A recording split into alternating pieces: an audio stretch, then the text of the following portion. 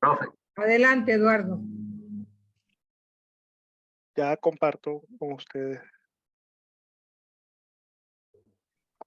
Díaz, te toca a ti. Sí, profesora. Déjeme compartir aquí la pantalla primero. Esta debería ser. Y ahora sí. ¿Ven allí mi pantalla? Creo que esto lo voy a cambiar de aquí, lo voy a pasar para acá. Dígame si ven mi pantalla, por favor. Bueno, yo no la veo todavía. Sí se ve, Luis. Ahora Yo lo sí, veo. ahora sí. Díaz. Ahora sí. Bueno, muchas gracias. Bueno, buenas tardes. Me tocó exponer sobre el profeta Abdías. Vamos a darle entonces una introducción a esto. El profeta Abdías es un libro del Antiguo Testamento. Es el libro que tiene menos versículos, o mejor dicho, es el libro que es más corto del Antiguo Testamento, tiene 21 versículos. Este libro contiene una profecía contra la nación de Edom. Eso lo vamos a ver un poquito más adelante, que es un país vecino de Israel para la época. En resumen, el libro ataca a Edom, como ya he dicho, es el vecino de Judá al sureste, denunciando sus acciones agresivas contra Judá y le profetiza un desastre total. Sus últimos versículos, que es el 15, el 16 al 21, que es el último, amplía el alcance de la profecía no solo para las naciones de Edom, sino todas las naciones que sufrirán un juicio, mientras que Israel se salvará y recuperará su territorio original o tradicional. Bien. ¿Quién escribió este libro? Bueno, se conoce como Abdías, pero realmente no hay evidencia histórica de quién fue Abdías. No se sabe quién fue, no se conoce nada sobre este profeta, solo el escrito que dejó y el nombre del libro. No se proporciona tampoco información sobre su familia o quizás para establecer la fecha. Hay algunos indicios por ciertos relatos que se dan en este libro, que los voy a mostrar más adelante, pero realmente no se ha precisado quién fue Abdías o si existió Abdías realmente como Abdías. El nombre es un nombre hebreo y se traduce como el adorador o el siervo de Yahvé. Este es el contexto histórico. Hay algunos estudiosos que lo sitúan por los años, déjame ver aquí, se me fue aquí, por aquí, un poquito más o menos como en 570 y algo antes de Cristo. Esa es una de las teorías que hay, esa es una postura, y hay otros que lo sitúan en el año 841, 850. Esas dos posturas se dan por lo siguiente. En esto, como ya he dicho, en estos 21 versículos no hay un momento histórico concreto que se puede identificar con exactitud y precisión cuando se escribió. Sin embargo, hay un par de cosas que indican que fue bastante temprano. Es decir, primero porque este libro se sitúa en los primeros libros de estos 12 profetas. Les digo los profetas menores. Y se establece como los libros pre-exílicos.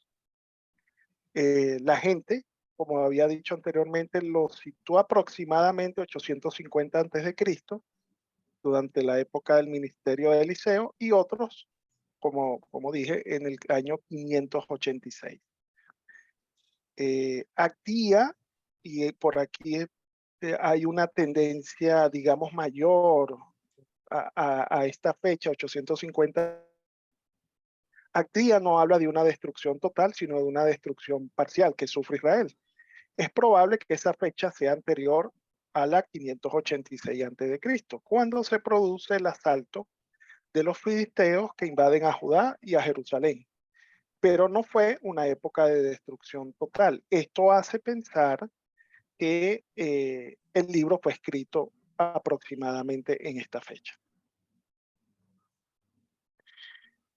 Vamos a hablar un poco de la historia de Edom, o Rojo, que es la traducción. Esto comienza con una hostilidad en el vientre de Rebeca. Esto está escrito en el Génesis 25-23. Esaú fue llamado Edom, que también está en el libro del Génesis. Edom no permitió que Israel pasara con Moisés desde Cades Barnea. Ya en Números se empieza a hablar del por qué comienza la hostilidad o una relación agria entre Edom e Israel. Y mucho tuvo que ver porque Edom le negó el paso a Moisés. Y en el Nuevo Testamento este territorio de Edom se conocía como Udumea, que es la palabra griega por Edom. Se dice que el rey Herodes, Agripa II, fue el último de los edomitas. Un poco para ilustrar dónde queda Edom, aquí quedaba Edom en aquel entonces, y por aquí ven a Judea y Efraín, o lo que ahora se conoce como Israel. Estos y esta área fueron las que tuvieron conflicto o se generó el conflicto por todo lo que acabo de mencionar. ¿Cómo se estructura el libro? Quizás pudiéramos hacerlo en dos partes. Primero, el castigo de Edom. Del versículo 1 al 9 habla sobre los resultados del juicio divino. El versículo 10 al 14 nos habla de las razones del juicio divino. El versículo 15 al 16 nos habla de la justicia del juicio divino. Y digamos, la segunda parte sería el restablecimiento de la posición de Israel, que sería el versículo 17, el restablecimiento de su poder, que se habla en el versículo 18, y la restitución de sus bienes, que van desde el versículo 19 al versículo 21. ¿Cuál sería el versículo clave aquí? El versículo 10. A causa de tu violencia contra tu hermano Jacob, quedarás cubierto de vergüenza y desaparecerás para siempre. Esto, repito, esta parte o este versículo forma parte del libro de Abdías. Quizás un esquema, una estructura, un diagrama esquemático de esto. Algunos historiadores y estudiosos lo dividen en tres partes, que sería la humillación y destrucción de Edom, la crueldad y los crímenes de Edom, y el día del Señor o el día de Yahvé, que es, digamos, el día donde Israel va a gobernar sobre la nación de Edom. Entonces, aquí la predicción o lo que se profetiza es qué es lo que va a pasar. Eso va en los versículos del 1 al 9. ¿Por qué va a pasar en los versículos 10 al 14? Y cómo va a pasar, que serían ya los versículos finales del 15 a 12. Digamos, los versículos más relevantes de cada uno de estos aspectos sería la arrogancia de tu corazón, te engañará y derribar o serás derribado. En este caso, el que va a derribar es Dios, o Yahvé. En esta parte de la crueldad y los crímenes de Edom, debido a tu violencia, tu hermano Jacob, que es lo que acabo de hablar aquí en el versículo clave, ese es el 1:10, y finalmente lo que más resalta en los versículos 15 al 21 es, así como tú has hecho, te hará también. El tema principal de este libro es el juicio venidero sobre Edom. Como dije, el versículo clave aquí es el 1:10. Ya para finalizar, quise introducir dos interpretaciones de dos personajes de la teología. El primero, que Calvino entiende la profecía como destinada a consolar al pueblo judío en su miseria, en contraste con la prosperidad de Edom. Mientras que George Adam Smith dice que no parece más que una oleada oscura que mancha la corriente de la revelación, como para mostrar a través de qué canal fangoso se han convertido estas aguas sagradas sobre el mundo. Con esto quiero resaltar que, bueno, hay diferentes interpretaciones sobre ese libro. Hay gente que lo califica como un libro muy nacionalista y muy sentido de lo que vivió y sufrió el pueblo de Israel. Bien, corta mi interpretación y con mi exposición. No sé si tienen alguna duda o pregunta. Me parece muy bien, Eduardo. Ciertamente que la conquista de Edom definitiva se da en el año 312. O sea que estamos hablando de que este corto relato que nos da este profeta, de alguna manera, va haciendo como una perspectiva histórica de lo que le va a ocurrir a ese pueblo que de una u otra manera se ha ido enfrentando históricamente con Israel, ¿no? E incluso lo vincula a su origen, al profeta, perdón, a los hermanos Jacob y Esaú. Lo que me llama la atención es que culpabilice a Esaú de la violencia. El versículo 10 que tú hiciste tanta referencia, cuando fue Jacob el que le echó la broma al hermano, no fue al revés. Sí, más bien, Sí, bueno, sí, aquí. Uh-huh. es un No, contraste, le ¿no? quería decir, profesora, que no sé si esto tiene que ver con todos los conflictos actuales bueno, que el pueblo de Israel ha llevado a cabo con sus vecinos. Eh, no sé hasta qué punto eso haya impactado. Bueno, Lo que sí es cierto es que, bueno, el libro es muy, quizás para nosotros no es tan conocido, pero para el pueblo de Israel es está muy marcado. claro, ¿no? Y fíjate tú que si leen el versículo, el capítulo 31, cuando los dos hermanos se encuentran, que Jacob pone a sus sirvientes adelante, a los animalitos, o sea, y él se queda de último, porque él teme que su hermano va a emprender violencia contra él. Y al contrario, se da uno de los textos más hermosos que hay en la Biblia. Saúl le dice a su hermano, no, yo no voy a emprender ninguna violencia contra ti, al contrario, yo te quiero, eres mi hermano, ya todo lo que pasó, pasó. Y se dice el texto, Jacob fue capaz de ver en los ojos de su hermano al propio Dios. Es un texto extraordinariamente bello. Entonces, Imagínense. me llama la atención que aquí la lectura sea, vamos a decir, pro-israelita encima de todo, ya que Esaú, o la tribu de Esaú, por decirlo así, el pueblo, tradicionalmente fue enemigo de Israel. Pero, Sí, es, definitivamente que sí, es muy nacionalista. pero Sí, empezaron como hermanos, ¿no? Eso es lo sí, triste que muchas veces pasa en la historia humana, pues en general. Y tienes razón al vincularlo al hoy. sí, definitivo, tiene un impacto tremendo. Así es, mi niño, muy bien. ¿Quién sigue a Bueno, gracias. Eduardo? O no, a menos que alguien tenga una pregunta para Eduardo. No, yo decía de seguir después de Marianela, pero bueno, voy a seguir yo. Adelante. Bueno, si no hay preguntas o si tienen preguntas, pues Hailey ya está ready. Sí, bueno, entonces adelante, Egli, cualquier cosa. Recuerden que podemos hacer las preguntas después o hacérnoslas por el chat también, que de alguna u otra forma siempre va a ser vehículo de comunicación entre nosotros. Sí, el pasa que lo hago por cable, o sea, tengo dos internet y se están cayendo mucho, entonces quiero aprovechar. Sí, te entiendo, porque el mío es así también. Adelante, Egli. Ok, ya estoy con la...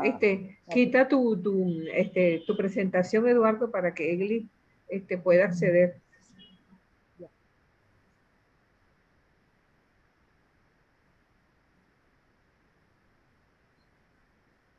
Ok, ¿me escuchan ahí todos bien? Sí, sí, Eglis. Aunque yo creo que si quita el video, o sea, la cámara suya, se le va a escuchar mejor porque la conexión mejora. Sí. Ok. Bueno, a mí me tocó como tal al profeta Mías, un profeta que realmente tiene mucha relación con muchos de los principales profetas a nivel bíblico. Y pues bueno, el profeta Miqueas, a grosso modo, en su biografía, que podríamos así conocerlo, fue un profeta de origen campesino a finales del siglo VIII antes de Cristo. Proviene de Morés, que es una pequeña aldea fértil en la llanura de Cefelá, a unos 30 kilómetros del suroeste de Jerusalén. Y pues fue autor del libro que lleva su nombre dentro de la Sagrada Escritura. De sus escritos, Miqueas en su labor trató siempre de cumplir, estuvo alrededor del reinado de los tiempos del rey Jotán, de Judá, de Acaz y de Ezequías, ¿no? Fue más o menos en el contexto histórico en el cual se manejaron sus escritos y su vida como profeta. Fue contemporáneo con los profetas Isaías y con Amós. Él siempre demostró un gran celo por el pacto con Yahvé y consideró que la infidelidad al amor de Dios se hace sentir en la explotación del prójimo. Amó a su pueblo campesino y pastoril, que era a lo que él se dedicaba y a lo que su contexto de comunidad ejercía su labor laboral, y vio que en él y cómo él desde esto podía apoyar a que hubiese una unión más profunda. El profeta Miqueas se concentró en dos cosas muy importantes. La primera, en denunciar a los ricos y poderosos y a los sacerdotes y falsos profetas que actuaban para conseguir poder y privilegio, tal cual una de las características de lo que es ser profeta. Y lo otro fue rechazar el abuso de los aristócratas de Jerusalén contra la mayoría del pueblo campesino y la instrumentalización de la religión para ocultar las injusticias sociales. Es decir, Miqueas notaba mucho la desigualdad que había y la manipulación que había a nivel social por utilizar la religión como un método de opresión ante los pueblos o las personas marginadas. Entonces él se encargó de dar a conocer la manera en cómo ellos estaban actuando, de manera en que se fue conociendo poco a poco cómo utilizaban la religión como un método de opresión ante las personas más humildes. Y para ya ir finalizando, porque no eran 10 minutos, sintetizar como tal lo que fue Miqueas y su escrito, el libro tiene solamente 7 capítulos y yo decidí desglosarlos cada uno de esta forma y decir más o menos de qué va tratando cada capítulo, ¿no? El profeta Miqueas, en su primer capítulo, que en síntesis es contra Samaria y Jerusalén, habla de estos dos territorios, de estos dos pueblos de Jerusalén, sobre todo, donde hablan la vivencia de la explotación del campesino, cómo lo oprimen, cómo utilizan la religión para quitarle inclusive lo poco que tienen para vivir este pueblo, y de una u otra forma, obviamente, él se enfatiza hacia su realidad como un ser campesino. En el segundo capítulo, que es netamente, va de manera muy directa en su diálogo, que es contra, denuncia a los explotadores que siempre tienen medios legales para despojar a los pequeños, que era con el pago de los impuestos, de qué forma tratar de quitarle a los más desfavorecidos sus bienes o su método de trabajo, sus cultivos sobre todo. Entonces él da a conocer cómo los ricos de una u otra forma van explotando y a través de lo que supuestamente ellos llamaban sus leyes para a las personas más necesitadas. En el tercer capítulo de Miqueas podemos ver su diálogo que va hacia los jefes y profetas que oprimen al pueblo, como inclusive estas personas que conocían la ley, pero que también conocían lo que era la religión, denuncia que son los mayores responsables a las autoridades inclusive. Como desde el acto religioso se podía ver inclusive el apoyo hacia la opresión y hacia lo político. Y en el cuarto capítulo, que es un oráculo muy idéntico al de Isaías, ciertamente Miqueas trata de dar a conocer a este oráculo o esta oración que él hace en este cuarto capítulo, cómo dar una esperanza a su pueblo oprimido. O sea, que esto que ellos estaban pasando no iba a ser para siempre. Ya de una u otra forma iba a ayudar a su pueblo a salir de esta opresión. Se mantuvieran con la esperanza de sentirse liberados en algún momento. En el quinto capítulo, pero tú, Belén, Efratá, es netamente en su diálogo el anuncio de la venida en aquel que debe gobernar Israel. Es decir, ya se profetizaba en el capítulo 5, el anuncio de la venida del Hijo de Dios, es decir, la venida de Jesús. Aquel que debe gobernar a Israel, el que iba a ser el Salvador. Él inicia en el capítulo 4 anunciando esa salvación que vendría pronto, que esa opresión no sería para siempre, y ya en el quinto va anunciando cómo desde Belén, que fue una de las cosas que inclusive me llamó un poco más la atención, porque obviamente no decía mi queda, sino desde ahora que lo estudió un poco más a profundidad, cómo inclusive él va dando a conocer que el Salvador iba a nacer en Belén, ¿no? O sea, desde allí es donde iba a comenzar la historia de Jesús, de aquel que ha de venir a la salvación del pueblo de Israel y de la salvación de todos. En el sexto capítulo, lo marca con este título de Pueblo mío, ¿qué te he hecho? Me recuerdo mucho una canción que cantamos durante el tiempo del Cuaresma y sobre todo en Semana Santa.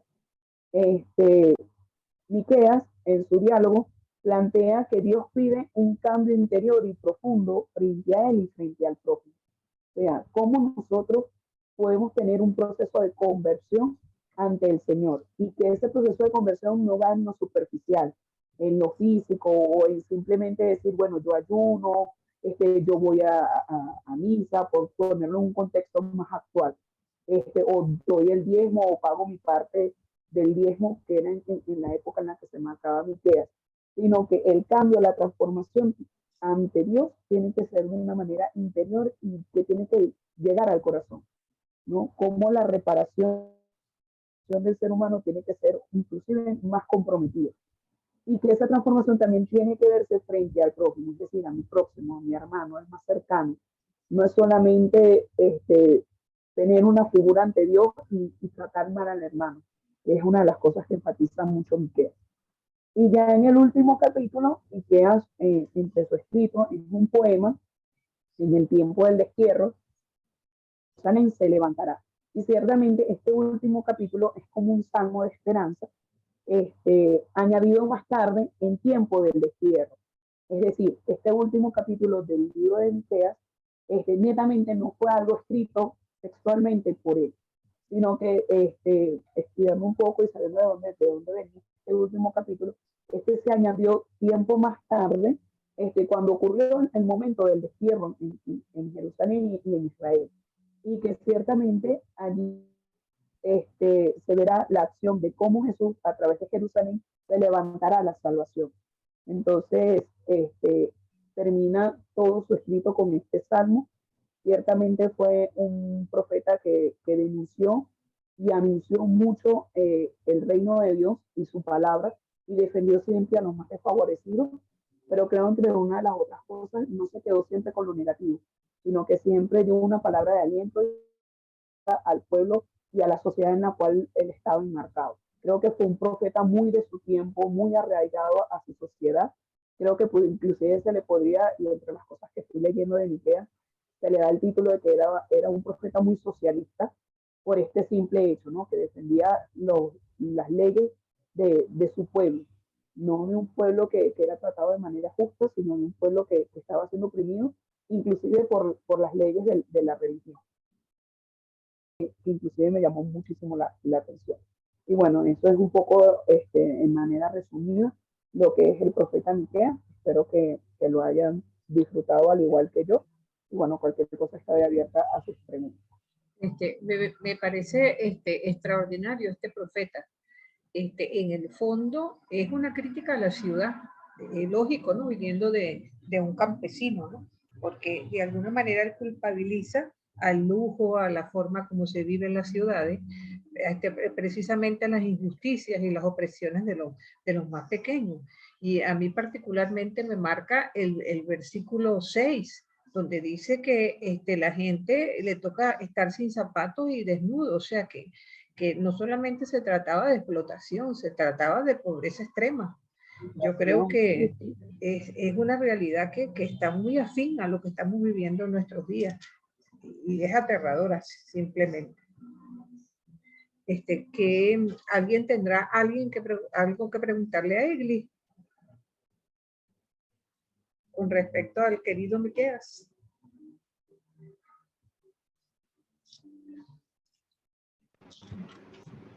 Yo creo que ustedes están calladitas como para pasar rapidito.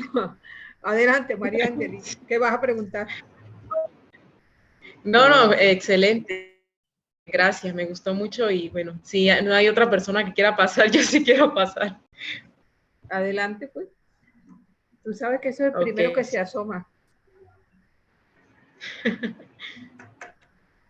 Bueno, me avisan, por favor, cuando... Adelante, pon tu presentación entonces y adelante.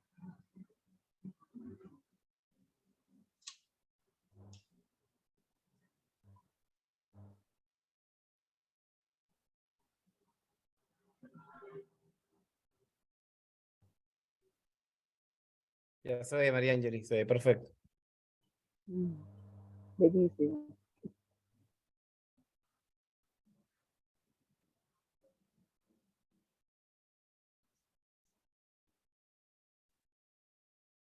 Te escuchamos, mi niña.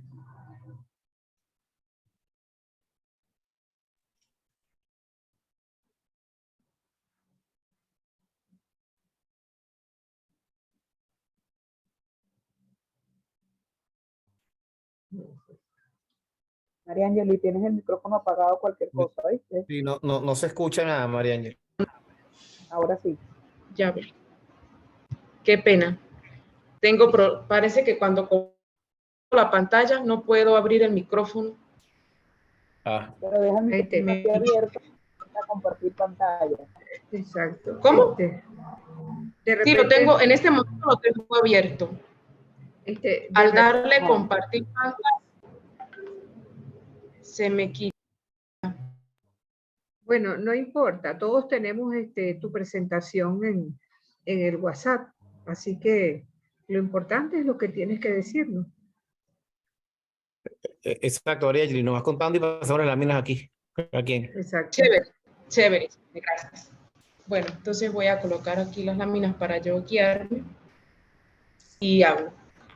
Okay. Bien, les decía que cuando correspondía a trabajar con el profeta Eliseo, para mí fue muy significativo porque para nosotros carmelitas, Eliseo es el segundo padre espiritual.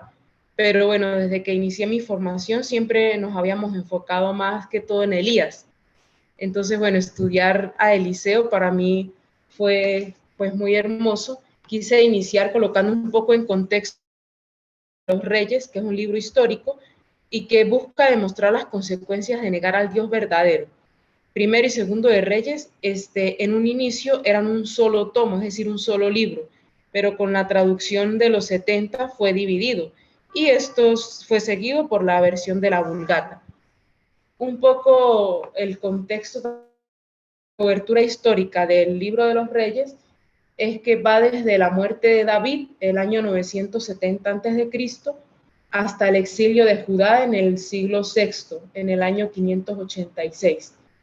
Y este libro comienza haciendo un gran énfasis en lo que es la vida de estos dos profetas, sobre todo Elías, cuyo ministerio finaliza durante los primeros capítulos del libro, y Eliseo, quien llamó al pueblo a la adoración del único Dios verdadero. Otros profetas y autores de otros libros de la Biblia, como Amós, Osea, Abdías e Isaías, también ministraron durante esta época. Pero aquí vamos a encontrar en el libro de los Reyes a Elías. El libro de los Reyes, el segundo libro de los Reyes, inicia con el final del ministerio profético de Elías y da inicio al ciclo de Eliseo, su discípulo y sucesor. En su primera parte abarca la historia del reino dividido hasta la caída del reino del norte en el año 721 a.C.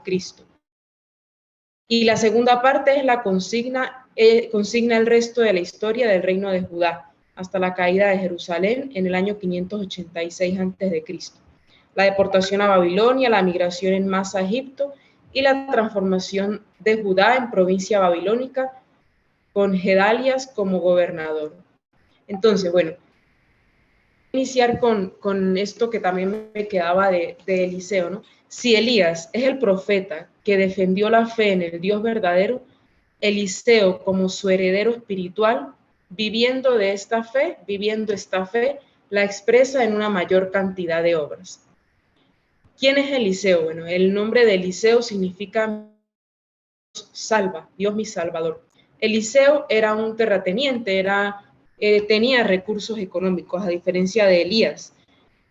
Y llama la atención el hecho o el detalle cuando Elías en su llamado le coloca el manto sobre Eliseo. Esto es muy significativo porque era como un tipo de unción, o da a entender este tipo de unción. También Eliseo recogió a su alrededor una comunidad de profetas, que también lo diferencia de Elías porque Elías era más solitario. En cambio, Eliseo vive tiene a su servicio una comunidad de profetas que ayudaban en toda su misión. Y algo que caracteriza a este profeta es los numerosos milagros que realiza. Eliseo recordó a Israel que toda su actividad, incluida la política y las relaciones con los otros pueblos, tienen que estar siempre guiadas por su fe y que la obra de Dios no se circunscribe a las de su pueblo, porque es el único Dios y Señor del mundo. Es un Dios que es para todos. Y esto también es algo que caracteriza a Eliseo en lo que vemos narrado en el libro de los Reyes. Bueno, yo quise realizar un esquema en el que iba viendo un poco todo lo que nos dice el segundo libro de los Reyes acerca de Eliseo. Como primero colocaba el llamado y la vocación de Eliseo. Ahí en el esquema les coloqué las citas donde podemos encontrar cada uno de estos temas. En el llamado y la vocación de Eliseo ya les hablaba de este gesto significativo en el que Elías le coloca el manto. Y vemos también que Eliseo era un terrateniente. Allí nos en esta cita de Segunda de Reyes que él estaba arando cuando Elías lo llama. Y a partir de ese momento, él le dice, déjame ir a despedirme, quema la yunta de bueyes, sacrifica o mata a los animales y todos los comen, come con toda su familia y sus servidores, y luego parte con Elías. Y a partir de ese momento, a mí me llama mucho la atención la radicalidad de la decisión y la firmeza en el seguimiento de Eliseo. Es decir, a partir de ese momento, él lo deja todo y se hace discípulo de Elías. También aquí en esta parte es evidente lo que les decía anteriormente, pues Elías y Eliseo son muy distintos. Elías, por su parte, era un hombre que tenía un origen pobre, en cambio Eliseo tenía recursos. Y Elías llama a Eliseo, que se dedica al cultivo de la para que abandone ese estilo de vida y se haga su discípulo. Y Eliseo lo deja todo, deja esos aperos de labranza, mató a sus bueyes y hace ese banquete de despedida. Y desde allí nunca más se va a separar de Elías. Luego tenía el inicio de su misión como profeta, que lo vamos a poder ver en Segunda de Reyes, capítulo del 1 al 18. El inicio de su misión como profeta se da precisamente cuando Elías es arrebatado por un carro de fuego y llevado al cielo. Y aquí vemos también esta fidelidad que les decía de Eliseo, quien siempre se mantuvo cerca de Elías, nunca lo quiso dejar, a pesar de la petición de cuando le decía que tenía que marcharse, que tenía que alejarse. La respuesta de Eliseo era, vive Yahvé y vive tu alma que no te dejaré. Al ver esta fidelidad, Elías le dice que le pida lo que quiera y Eliseo le pide 2 partes de su espíritu. Hay algunas traducciones que dicen que no dicen 2 partes, sino la mejor parte de su espíritu. Y leyendo también un poco veía que el hecho de pedir esas dos partes de su espíritu significaba que él quería ser su primogénito, porque en el contexto de Israel, el hijo primogénito tenía derecho a dos partes de la herencia del padre. Entonces, esto es lo que significa que Eliseo le pida dos partes de su espíritu. Quería ser su heredero principal en el plano espiritual. Entonces, bueno, Eliseo siempre acompañó a Elías hasta el último momento. Y cuando es arrebatado por este carro de fuego, Elías le deja su manto. Y es signo para los profetas, para los seguidores, implicaba o les da a entender que Eliseo realmente tiene el espíritu de Elías. Y así lo manifiestan. Cuando dicen, realmente el espíritu de Elías vive en Eliseo. También los milagros quise desglosarlos. Allí les coloqué las citas separadas. En los milagros encontramos la ayuda a los reyes de Israel y Judá a conseguir agua, unas aguas que no eran fértiles, que estaban contaminadas. Y en el libro de los reyes se nos dice que por petición a Dios, estas aguas quedaron saneadas hasta el día de hoy. El aceite de la viuda y su encuentro con la tsunamita. El aceite de la viuda narra la historia de una mujer que era viuda y que no tenía cómo pagar las deudas. Y Eliseo le hace el milagro de que ese aceite se empie hasta que ella logre pagar todas las deudas y tenga para vivir ella y sus hijos. También el encuentro con la tsunamita, a quien por palabra de Eliseo Dios le concede un hijo, que luego al enfermar muere, y ella se dirige a Eliseo y le pide que lo resucite, y Eliseo lo resucita. En estos milagros, para mí, bueno, y en toda la misión de Eliseo, destacan muchas virtudes que pueden orientarnos en nuestro seguimiento de Jesús, y que los quise hacer en un apartado que ya les mostraré más adelante. Su papel en las guerras arameas está caracterizado por Elías contaba con la credibilidad de los en ese momento y acudían a él para pedirle consejos. Entonces, él ayudó en las guerras arameas, orientando a los reyes sobre qué hacer, qué no hacer, o avisándoles cuando tenían el otro pueblo quería acecharlos. Y fue también ese papel no solamente de cuidar el pueblo, sino de que el pueblo pudiese tener al Dios vivo como el único Dios verdadero. Él siempre en su papel dejaba claro que solo había un Dios y que solo a Dios debían recurrir y era al único que había que darle gloria. De hecho, milagros, cuando ayudaba y le pedían si él quería algo, él nunca quería recibir nada. Y en una oportunidad en la que su servidor principal se aprovechó de que querían darle algo y mintió para que se lo dieran a él, que fue en el caso del leproso, en la curación de Naamán. Eliseo le dice, ¿no? Ahora tendrás dinero y todo lo que quieras, pero la lepra de Naamán ahora es tuya. Bueno, leer los milagros de Eliseo nos dejan una gran cantidad de enseñanzas. También la olla envenenada, una chapela de sus servidores que se le cayó en el río y le dice, mi señor, el hacha era prestada. Y Eliseo lanza un tronco, un palo al río y el hacha sale. Son muchos los milagros que podemos encontrar de él. Por último, quise colocar la muerte de Eliseo y su último milagro. Los profetas a los cuales se les atribuye milagros incluso después de muerto, y que está narrado en las Sagradas Escrituras. La muerte de Eliseo, según nos narra la Biblia, fue a causa de una enfermedad ya por su avanzada edad. Y se dice que ya después de muertos lanzaron a un hombre que donde estaba enterrado, donde estaban los huesos de Eliseo, y cuando el cuerpo tocaron los huesos de Eliseo, este hombre resucitó. Bueno, así quise concluir con estas virtudes, estos elementos característicos que yo observo que son una conjugación y un equilibrio entre oración y apostolado. Al leer el profeta Eliseo, para mí me invitaba a eso, a tener ese equilibrio entre la oración y el apostolado, y que mi fe se vea reflejada en las obras. Colocaba estas virtudes, ¿no? Por una parte, la cercanía.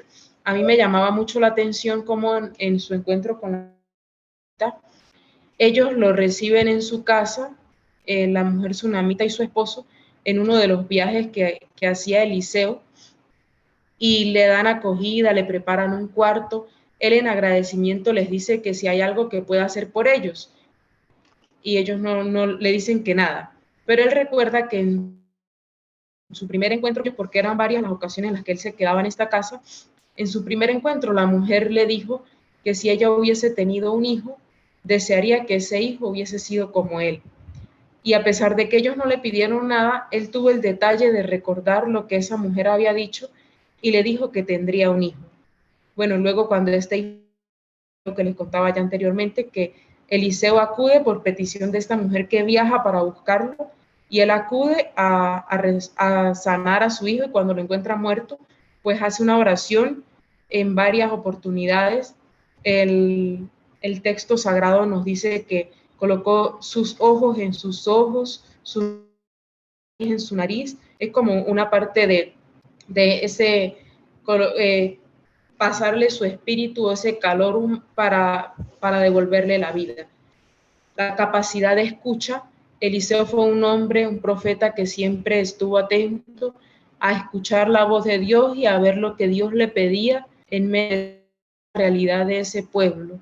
Su sencillez, él lo deja todo y vive en el Monte Carmelo haciendo oración, pero no se queda allí, sino que esa oración la lleva a la acción. Su fidelidad siempre es firme hasta el final. La creatividad. Eliseo buscaba las maneras de dar a conocer a Dios, de que fuese a Dios al único al que se le diera gloria. Su contacto con las demás personas.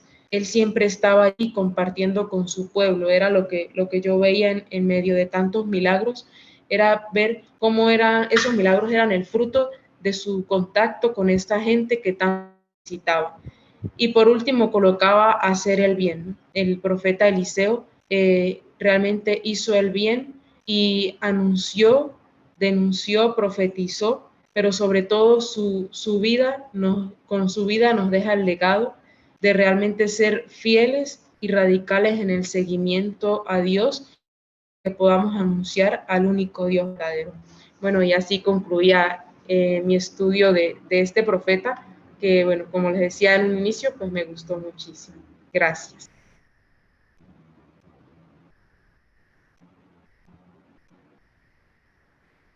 ¿Me escuchan? Sí, perfecto, perfecto. Muy buenas. Gracias. Hiciste un extraordinario paralelismo entre Elías y Eliseo, ¿no? Como un camino pedagógico del alumno que sigue a su maestro. Hace recordar incluso los discípulos de Jesús, ¿no? Por el mismo, o sea, eso en combinación con lo que nos presentó América, hace un equilibrio perfecto entre lo que es estos dos grandes profetas que, si bien no escribieron directamente, nos presentan sus oráculos en el libro de Reyes. Excelente ambas, con esos dos grandes maestros, Elías y Eliseo. Mire, por la lista de participantes, gracias, a menos que tengan algo que preguntar a María Ángel, queda Andreita y queda, de los que están presentes, Elizabeth. ¿Cuál de las dos nos va a regalar, a menos que tenga alguien alguna pregunta para María Ángel? ¿Es así? Pues parece que no, han estado todos muy calladitos. Yo tenía una pregunta para María Ángel, una Adelante. sencillita. Adelante. Que era sobre el tema de la resurrección del niño del Eliseo, que se hace Eliseo, es de la pareja última que tú comentaste, ¿verdad? O yo estoy equivocado. Sí, de la tsunamita y su esposo. Fue un niño que tuvieron también, porque Eliseo les dijo que tendrían un hijo. Ella ya era de avanzada edad. Ok. Era de la misma pareja. Es esa misma pareja, ¿verdad? Sí.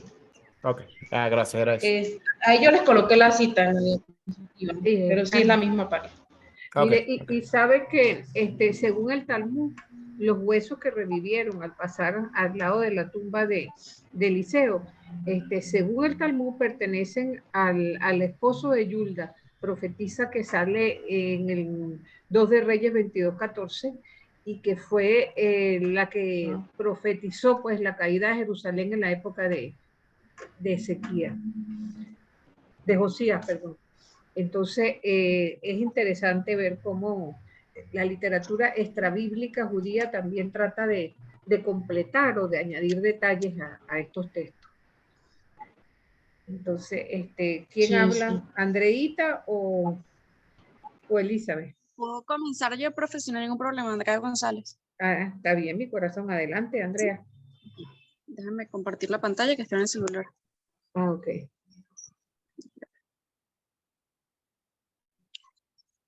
Esa no era compartir la de María Angeli, que la estaba viendo, ya va. A ver. Listo. Okay. Ahí me tocó el profeta Natán, correcto. Okay. Comencemos por sus orígenes. También quisiera aclarar que es un profeta del que no hay mucha información, o sea, no hay un registro biográfico de él. Entonces, bueno, yo estuve consultando también algunas páginas judías y todo, porque pensé que ahí podía conseguir algo más, ya que pertenece al Antiguo Testamento y, bueno, nuestra religión católica, sus raíces son judías, entonces pensé que por ahí podía. Entonces, bueno, Natán, el significado de su nombre en hebreo es given o bendecido. Fue hijo de Ataí de Judá, era nieto de Jarra el egipcio y nació en los días largos del mandato de Samuel. O sea, lo que nos quiere decir que lo más probable es que haya tenido una infancia en paz. La religión de Natán era yaveísta. Eran como una fuente religiosa en la cual ellos creían nada más en Yahvé, o sea, no creían en más nada. Y ellos solían describir a Dios con reacciones y actitudes humanas. Y esto lo hacía un Dios mucho más cercano con ellos. También Natán tuvo 2 hijos, Azarías y se dice que Saúl era amigo de David, lo que nos indica que ellos 2 se criaron juntos y que había cierta cercanía. No se supo realmente mucho de Natán, como les había dicho, que no hay mucho escrito sobre él en la Biblia. No hay un registro bíblico de él hasta el libro número 2 de Samuel, donde conseguimos el registro bíblico en 3 partes. En la profeta Natán, los reproches de Natán y los últimos años de David. Cuando hablamos de la profecía de Natán, es porque Natán aparece en ese momento cuando David se hace una pregunta. Él tenía la idea de crear un templo o una casa para el Arca de la Alianza, ya que él decía que él vivía en un palacio hecho con cedro.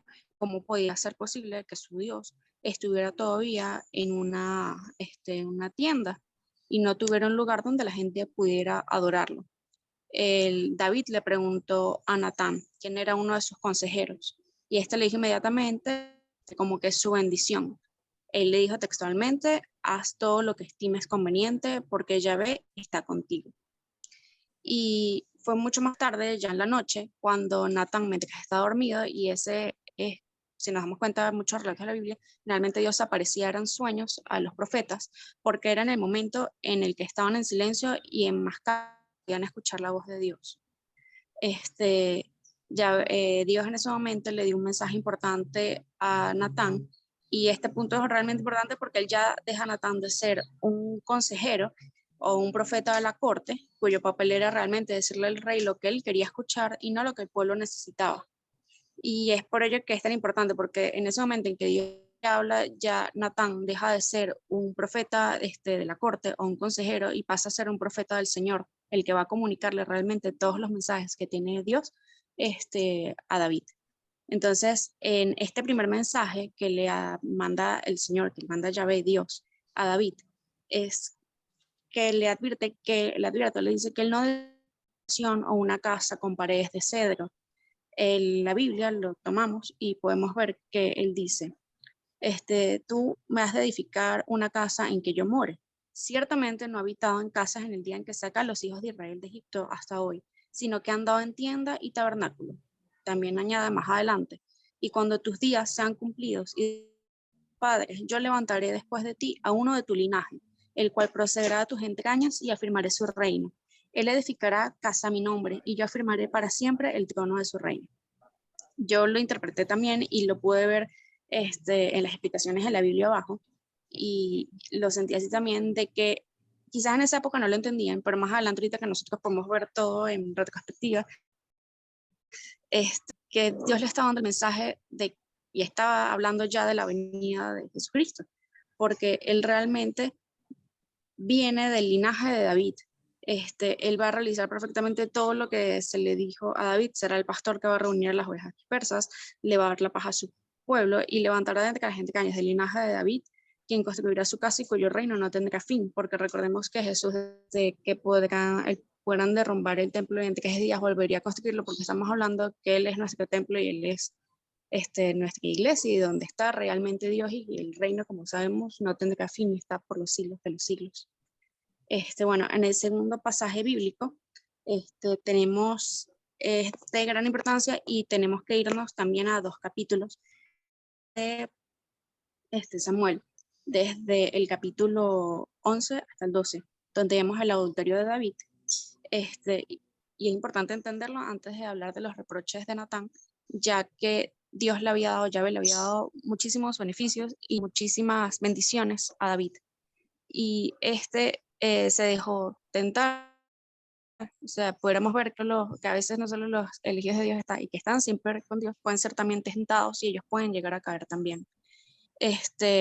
David cometió adulterio con Betsabé, que era la esposa de Urías elitita. Urías elitita era una persona que pertenecía a los soldados, por decirlo de alguna manera, de David, y era un personaje que fue muy fiel a su rey como a su pueblo.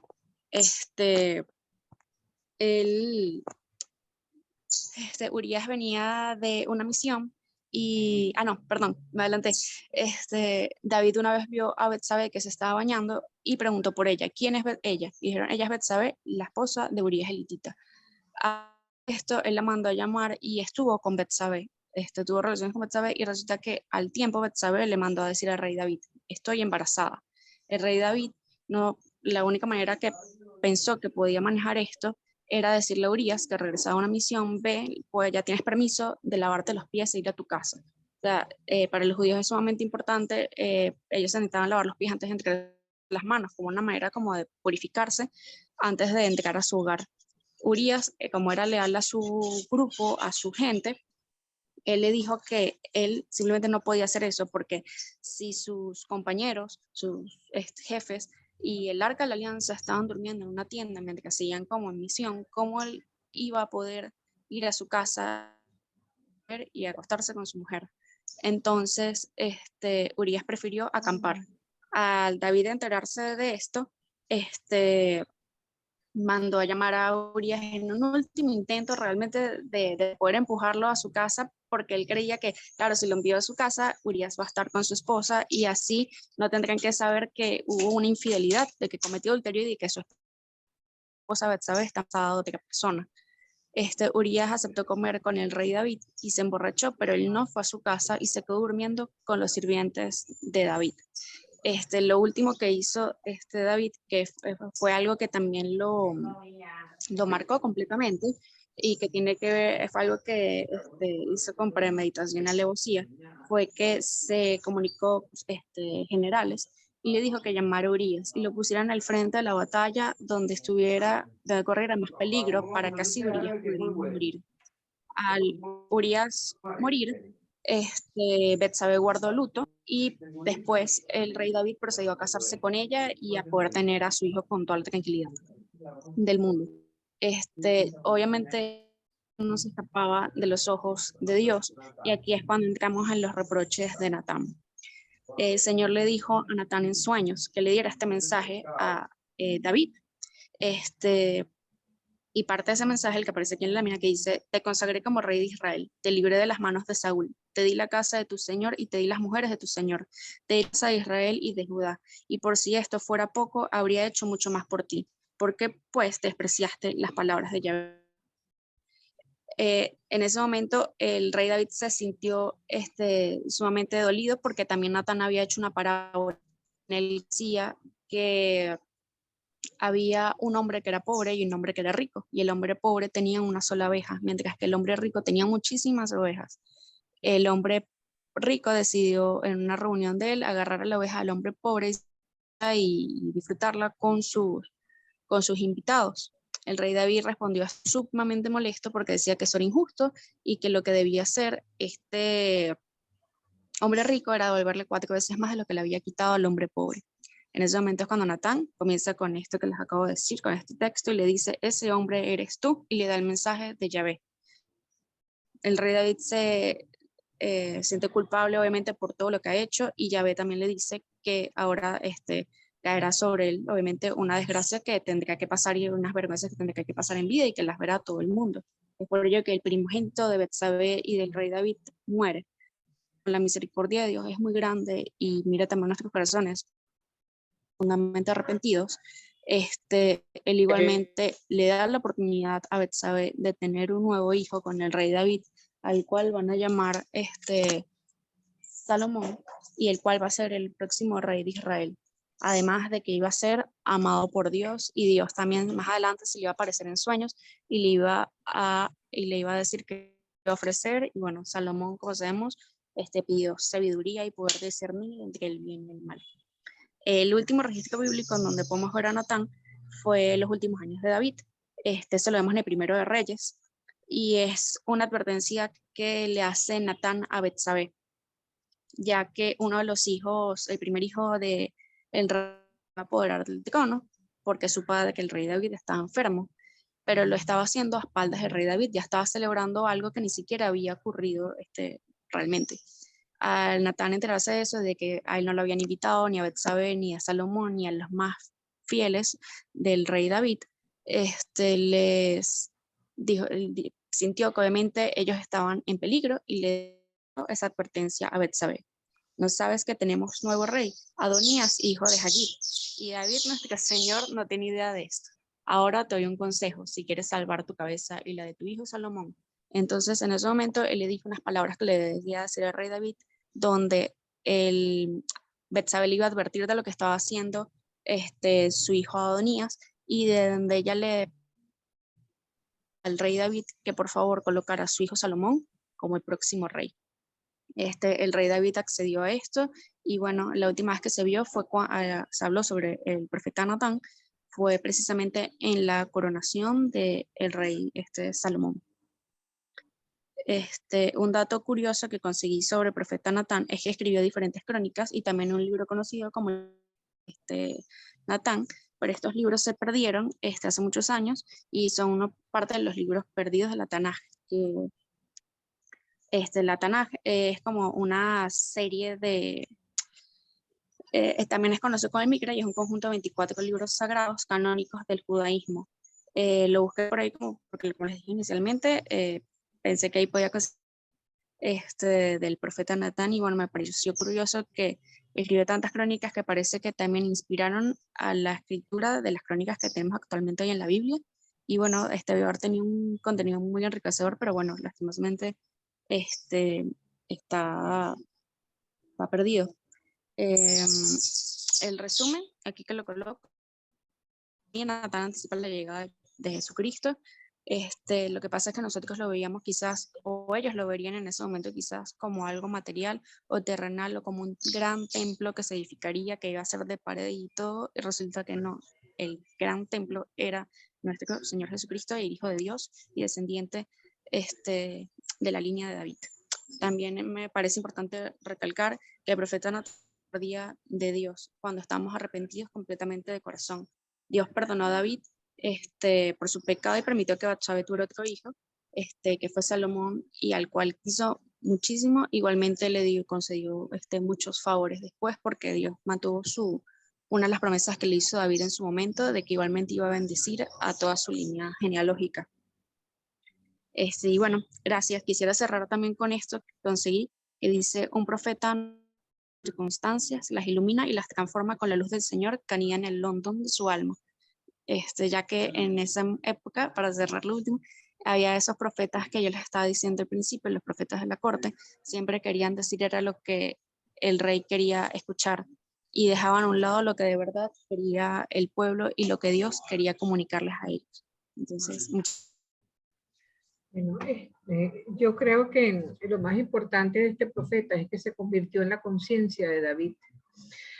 Se dice que el Salmo 51 fue escrito precisamente por David en arrepentimiento de todo lo que había hecho. Y gracias a su comportamiento con Betsabé fue que no se le permitió, Dios no le permitió construir el templo que tanto él quería. Fue su hijo Salomón quien terminó haciendo. Entonces, pero en efecto, el camino de Natán es un camino de arrepentimiento, un camino en proceso, ¿no? De que de alguna manera hizo comprender a David lo mal que había hecho, y evidentemente esto le sirvió de acicate, si se quiere, para que de ahí en adelante tratara de ser un rey justo, un rey verdaderamente digno de esa, vamos a decir, de ese linaje mesiánico del que tanto se jacta el pueblo judío. No sé si alguien tenga alguna pregunta para Andrea con respecto a Natán. Yo sé que nos quedaré. Adelante, ajá. No, que coincide también con lo que usted dice en cuanto al tema de que quizás Dios no quería que fuera el rey David que lo construyera por el tema del adulterio con Betsabé, aunque eso no sé si los libros o los capítulos están ordenados de manera como cronológica, aunque eso sucedió después. Yo también sentía que quizás Dios no quería que él construyera un templo para él, porque puede que sus manos también estaban manchadas de sangre después de tantas guerras que él había tenido para poder liberar al pueblo de Israel. Entonces también en otro lugar había conseguido que decían que Dios no quería, o Yahvé no quería que lo encerraran en un templo de oro porque él era libre y debía estar en todas partes. Pero bueno, son como otras visiones que se les da no querría que fuera David directamente el que lo hiciera. Claro, está muy bien. ¿Alguna pregunta para Andrea? Profe, disculpe, Adelante. yo tengo exposición en la siguiente materia, entonces me tengo que retirar. Perfecto. La hermana Elizabeth está en un encuentro de pastoral vocacional, entonces ella me dijo que si le podría enviar el video, ella lo envió aquí al chat porque no va a poder conectarse, parece. Bueno, entonces... Me disculpo, me tengo que retirar porque... No te preocupes. Ya estamos por encima de la hora, entonces nos quedan creo que tres participantes por exponer la semana entrante tendríamos que empezar con la literatura sapiencial, pero dadas las circunstancias, bueno, daremos un pequeño espacio para que en 10 minutos cada uno, no más de ese tiempo, expongan entonces el pensamiento o su resumen sobre el profeta que les correspondió estudiar, empezando por la hermana Elizabeth. Entonces, disculpe más bien que le quitamos un poco de su tiempo que necesitan para la otra clase. Que tengan muy buenas tardes. Me parece que estuvieron muy buenas todas las exposiciones y por supuesto, veremos qué sorpresas nos quedan las que faltan. Creo que con esto... Y sería bueno, adelante. Una propuesta, si a lo mejor también, como la cuarta cuestión, como hiciéramos una brevísimo de repaso de todo, porque de verdad que me han parecido interesantes todos estos profetas que uno prácticamente no los conoce y me gustaría incluso porque me parece interesantísimo. Ciertamente que es así, Luis, sobre todo porque nos da como una visión, una panorámica completa de todo lo que es el mundo profético y bueno, nosotros escogimos para ustedes estos, ¿no? Había muchos más con los cuales hubiéramos podido. Claro, sí. Y la guía que sirvieron para el pueblo, porque el pueblo se hubiera podido desbandar totalmente. Exactamente. Y bueno, jugaron un papel importante en la conciencia israelita, sobre todo con miras a tratar de que la alianza con Dios permaneciera a pesar de las continuas infidelidades.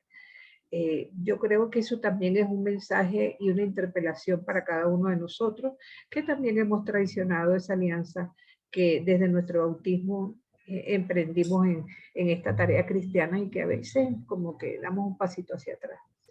Pero bueno, estamos en camino y lo importante es tener claro el horizonte hacia dónde vamos.